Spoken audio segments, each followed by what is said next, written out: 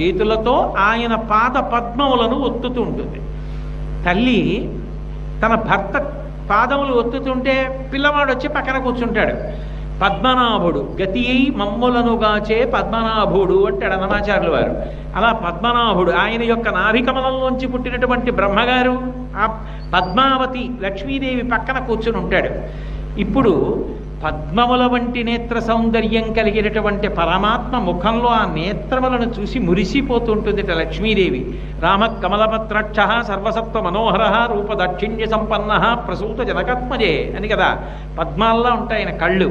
ఆ కళ్ళ వంక చూస్తూ పద్మాల వంటి నేత్ర సౌందర్యాన్ని చూస్తూ పద్మాల వంటి నేత్రాలు కలిగినటువంటి పద్మావతి పద్మముల వంటి తన కరములతో ఆయన పాద పద్మములను సంవాహనం చేస్తుంటే ఒత్తుతుంటే ఆయన నాభి కమలంలోంచి పద్మంలోంచి పుట్టిన పద్మసంభవుడైనటువంటి బ్రహ్మగారు